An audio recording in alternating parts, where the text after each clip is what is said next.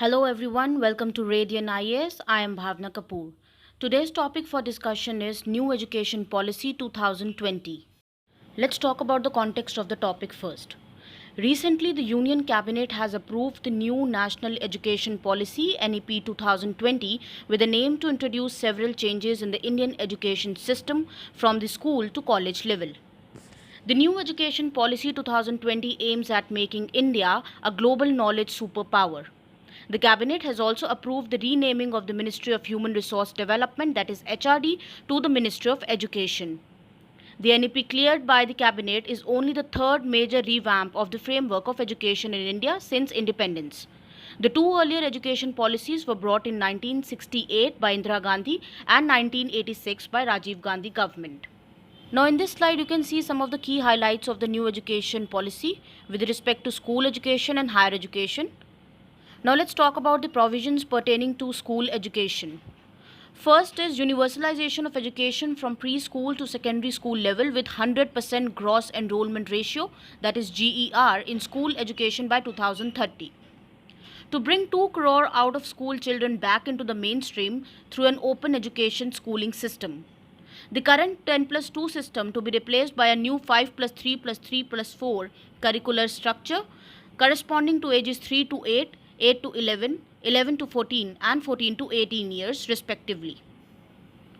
It will bring the uncovered age groups of 3 to 6 years under school curriculum, which has been recognized globally as the crucial stage for development and mental development of a child. It will also have 12 years of schooling with 3 years of Anganwadi or preschooling. Class 10 and 12 board examinations to be made easier to test core competencies rather than memorized facts, with all students allowed to take the exam twice. School governance is all set to change with a new accreditation framework and an independent authority to regulate both public and private schools. Emphasis will also be laid on foundational literacy and numeracy. No rigid separation to be made between academic systems, academic streams, extracurricular, vocational streams in schools. Vocational education to start from class 6 with internships. Teaching up to at least grade 5 to be in the mother tongue or regional language. No language will be imposed on any student. Assessment reforms with 360-degree holistic progress card tracking student progress for achieving learning outcomes to be made. A new comprehensive national curriculum framework for teacher education, that is NSFTE 2021, will be formulated by the National Council for Teacher Education NCTE in consultation with National Council of Educational Research and Training, that is NCRT. By 2030, the minimum degree qualification for teachers will be 4-year integrated B.Ed degree. Now let's talk briefly about the provisions pertaining to the higher education.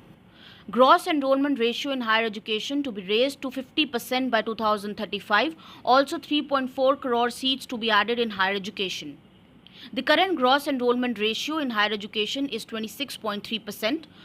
Holistic undergraduate education with a flexible curriculum can be of 3 to 4 years with multiple exit options and appropriate certification within this period. Further MPhil courses will be discontinued and all the courses of undergraduation, post-graduation and PhD level will now be interdisciplinary. Academic bank of credits to be established to facilitate transfer of credits. And also multidisciplinary education and research institutions, that is MERUs, at par with IITs, IIMs to be set up as models of best multidisciplinary education of global standards in the country.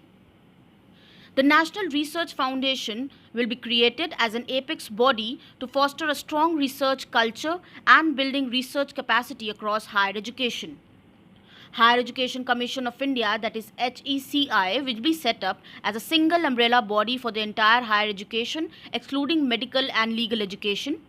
Public and private higher education institutions will be governed by the same set of norms for regulation, accreditation and academic standards. Also, Higher Education Commission of India will be having 4 independent verticals, namely Higher Education Regulatory Council for Regulation, General Education Council for Standard Setting, Higher Education Grants Council for Funding and National Accreditation Council for Accreditation.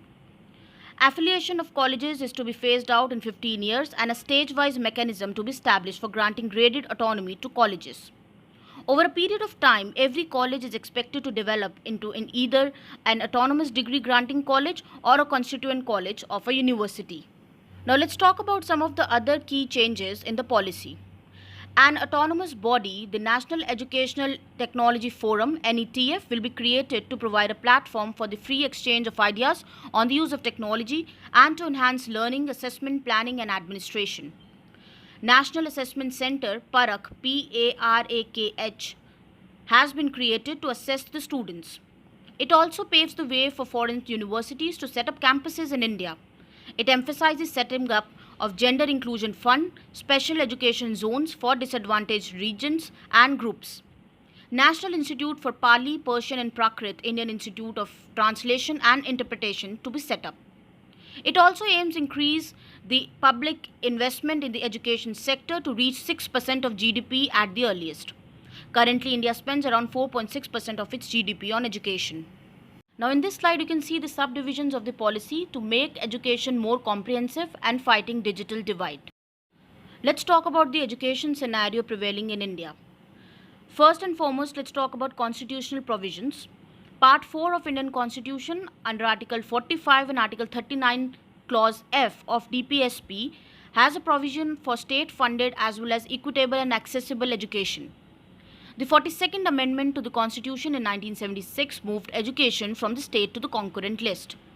The education policies by the central government provides a broad direction and state governments are expected to follow it. But it is not mandatory. For instance, Tamil Nadu does not follow the three-language formula prescribed by the first education policy in 1968. Further, the 86th Amendment in 2002 made education an enforceable right under Article 21A. The related laws are Right to Education, that is RTE Act 2009, that aims to provide primary education to all children aged 6 to 14 years and enforces education as a fundamental right. It also mandates 25% reservation for disadvantaged section of the society where disadvantaged groups are there. Further, the government initiatives are also as Sarva Shiksha Abhiyan, Midday Meal Scheme, Navodaya Vidyalayas, that is NVS schools, Kendriya Vidyalayas, that are KV schools, and use of IT in the education are the result of NEP of 1986. Now, what could be the way forward? An education policy aiming to facilitate an inclusive, participatory and holistic approach which takes into contemplation field experiences, empirical research, stakeholder feedback as well as lessons learned from best practices. It is a progressive shift towards a more scientific approach to education. The prescribed structure will help to cater the ability of the child, stages of cognitive development as well as social and physical awareness. Thus, if implemented in its true vision, the new structure can bring India at par with the leading countries of the world. And with this, I end my today's video. Thank you and take care.